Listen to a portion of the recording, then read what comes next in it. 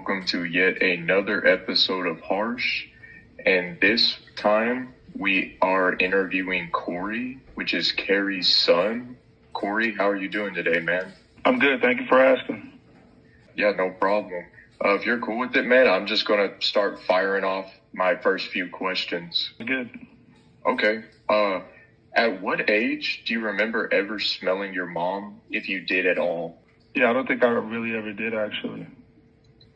A good follow-up question to that I'd like to add is, if you didn't smell anything, what did you believe when you were younger, when she was kind of going on that journey of trying to figure out what she had before she knew she had TMAU? Did you just think like, either my mom's like really just anxiety ridden for some reason, or did you, what did you think and how did you feel? I think I believed her the whole time of me, and very wise to me at least.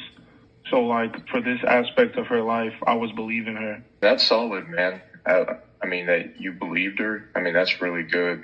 With your mom's condition, how did it honestly affect you growing up? The way it affected me was like, she didn't really like to go outside, so she would never really come to like my basketball games or like school events or things like that. Also, yeah, it gives her a lot of anxiety.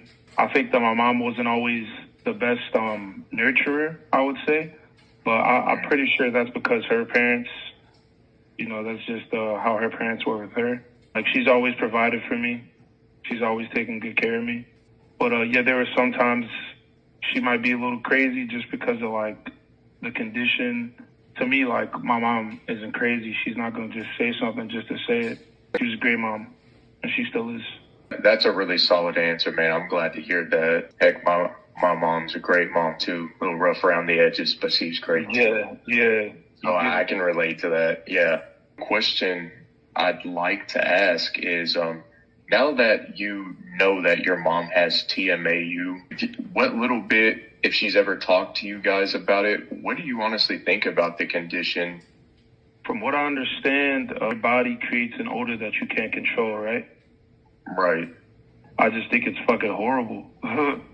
I think it's just something horrible that you would have to live with, especially because she was always telling me, like, people wouldn't believe her, too. So there's just that added element of, like, insanity, I say. Oh, yeah, like, man. You have a condition, but people are telling you you don't, and I just know that would drive you into a corner. It definitely does, dude. You definitely nailed that one. Spot on, man. One last question I'd like to ask. Was there any past memories that maybe it affected you greater before you really understood the condition? Like, let's say in your younger years, that now you just kind of like, now that you know your mom has this condition, you're just kind of like, well, it was what it was. I'm not really going to hold it over.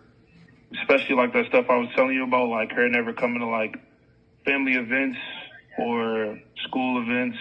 I completely understand. I realize, she has trauma. I kind of understand her trauma. So, yeah, I don't hold that against her. That's great, man. That's really good. Is there anything you'd like to add or say anything to the audience, anybody listening? Well, I would just like to add that mom has been going through this for a very, very long time. She's battled depression a lot too, but I think she's doing so much better. Maybe it's her frequent exercise. Maybe it's her diet. I think it's just about staying consistent. She's consistently eating good foods and working out and, trying to take care of herself. I think that's all I could really say. Try to remain consistent with whatever helps you. I hope you have a good day, man. God bless you guys, and I hope you take care. You too, man. Thank you. All right. Blowing trees is getting hard to see. I'm only worried about that guapping and them checks with commas. And if it's not for myself, I do it for my mama.